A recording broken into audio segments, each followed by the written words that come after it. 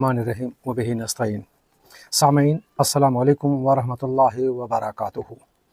حضرت ابو ہریرہ رضی اللہ تعالیٰ عنہ کی ایک لمبی حدیث ہے، اس کا ایک جز آپ کے سامنے پیش کرنا مقصود ہے۔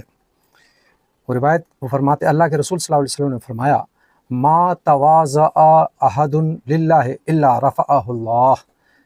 کسی شخص نے تواضع عاجزی نہیں اختیار کی اللہ کے لیے مگر اللہ تعالیٰ نے اس کو بلند فرما دیا۔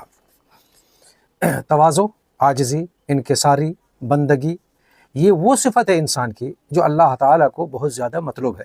اسی صفت کے نتیجے میں بندے سے عفو و درگزر، معاف کرنا یہ ظاہر ہوتا ہے۔ اگر کسی شخص نے آپ کی شان میں گستاخی کی، غلطیاں کی، تو اسی تواضع کی وجہ سے آپ اس کو معاف کریں گے، یہ اس کا نتیجہ ہے تواضع کا۔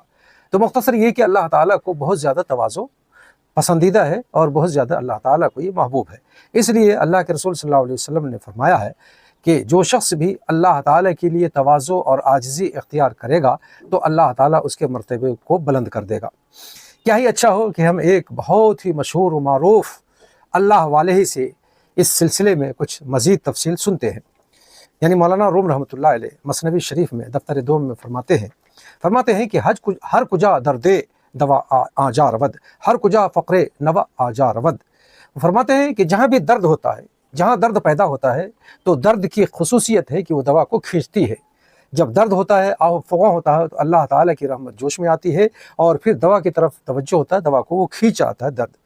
تو فرماتے ہیں شیخ سعدی مولانا روم رحمۃ اللہ علیہ، ہر کجا دردے دوا آجا رود، ہر کجا فقرے نوا آجا رہا۔ اور جہاں مفلسی ہوتی ہے وہاں پر اسباب مفلسی کے دور کرنے کے اسباب اور سامان وہاں پہنچا دیتا اللہ تعالیٰ۔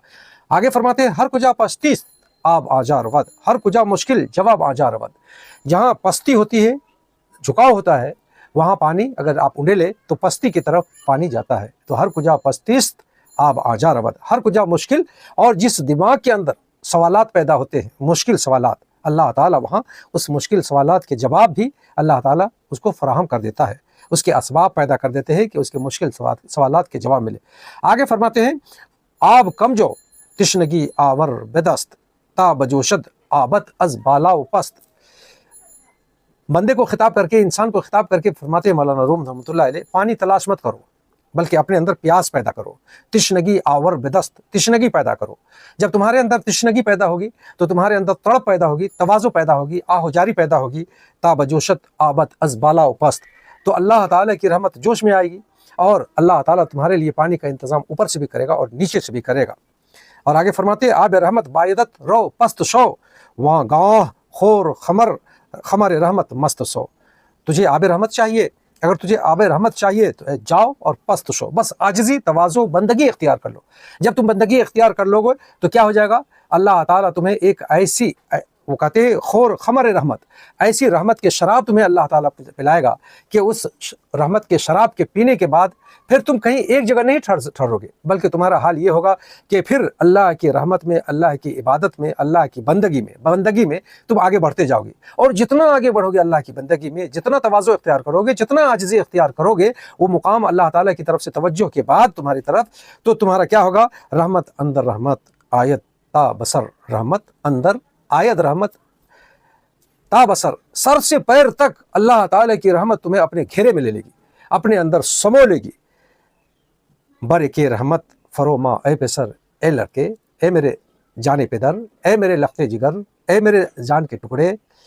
ایک رحمت پر ٹھہر جانا یہ تمہارا کام نہیں ہے، بلکہ جب ایک رحمت تمہیں ہو گئی، نصیب ہو گئی اللہ تعالیٰ کی ایک رحمت کا مقام، تو اس مقام کی خصوصیت یہ ہے کہ پھر تمہیں یہ آگے کے مقام دکھلاتا ہے، اور تواضع اور بندگی اختیار کر کے تم دوسرے مقام سے تیسرے مقام سے چوتھے مقام، یہاں تک کہ تم آگے بڑھتے جاؤ گے اور سراپا اللہ کے رحمت کے آغوش میں تم سمو جاؤ گے، سمو لے گا اور تم اس میں پنہا ہو جاؤ گے۔ دنیاوی اعتبار سے جب آپ غور کیجئے تو عاجزی انسان کے اندر، تواضع انسان کے اندر ایک ایسی صفت ہے کہ جہاں پر جس کا اظہار کیا جائے تو بڑے سے بڑے کام کو یہ تواضع کے ذریعے سے انسان حاصل کر لیتا ہے۔ تواضع کے مد مقابل ہے کبر ہے، گھمنڈ ہے۔ آپ گھمنڈ اختیار کر کے معمولی کام بھی اپنا نہیں نکال سکتے۔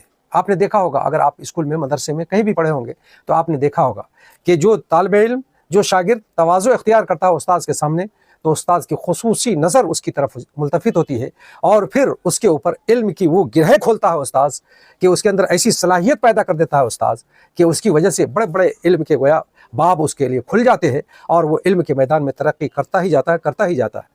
یہ صرف تواضع اور عاجزی کا نتیجہ ہوتا ہے۔ اسی طرح سے کسی افسر کے پاس آپ جائیں جس سے آپ کو کام ضرورت پڑ گئی ہے، تو آپ تواضع اختیار کریں۔ یہ تواضع جس غیر متواضع کے لیے جو کام بڑا مشکل ہو جاتا ہے، تواضع اختیار کرنے کے بعد وہ کام انتہائی آسان ہوتا ہے، اس لیے کہ تواضع اللہ تعالیٰ نے فرمایا کہ تواضع اختیار کرو۔ اسی لیے حدیث شریف میں وما تواضع للہ وما تواضع احد للہ الا رفعہ اللہ، جو بھی اللہ تعالیٰ کے لیے تواضع اختیار کرتا ہے تو اللہ تعالیٰ اس کو بلندی نصیب کرتا ہے، یعنی اس کے کام آسان کر دیتے ہیں، سہل فرما دیتے ہیں اللہ تعالیٰ، اور سامنے والوں کے دل میں محبت ڈال دیتے ہیں۔ یہ صرف اس وقت نصیب ہوتا ہے جب کوئی شخص اللہ کے لیے تواضع اختیار کرے۔ یاد رکھیے، یہ تواضع کا مطلب ذلت نہیں ہے، ذلت بالکل الگ چیز ہے، اور تواضع اختیار کرنا بالکل الگ چیز ہے، اس بات کو ملحوظ خاطر رکھیے۔ تو تواضع، مطلق تواضع، عاجزی، انکساری اور معبود کے سامنے میں بندگی، یہ ایک بندے سے بہت ہی محبوب چیز ہے، یہ بندے کے اخلاق میں بہت ہی اونچا مقام ہے۔ اگر اس کو آپ حاصل کر لیں، ہم حاصل کر لیں، تو ہم اللہ تعالیٰ کے ہاں بھی سرخرو ہوں گے اور بندوں کی نظروں میں بھی سرخرو ہوں گے، بڑے سے بڑے مسائل ہمارے حل ہو جائیں گے، اور کوئی بھی ایسا کام نہیں ہوگا جو ہمارا ہونے سے رہ جائے۔ تو یاد رکھیے، اللہ تعالیٰ سے دعا ہے کہ اللہ تعالیٰ ہمیں، آپ کو، تمام مسلمانوں کو وہ تواضع اور عاجزی اختیار کرنے کی ہمیں توفیق نصیب فرمائے جو ہمیں پوری زندگی بندگی پہ لگا دے، اس لیے کہ زندگی از بہر بندگی، بے بندگی زندگی شرمندگی۔ ہماری زندگی اگر بندگی سے خالی ہو تو بھی شرمندگی ہی ہے، افسوس ہی ہے۔ وما علینا الا البلاغ۔ اگر بات اچھی لگے تو دوسرے تک پہنچانے کی کوشش کیجئے، انشاءاللہ آپ بھی اجر میں مستحق ہوں گے۔ اور اگر نئے ہیں تو ہمارے چینل کو سبسکرائب بھی کریں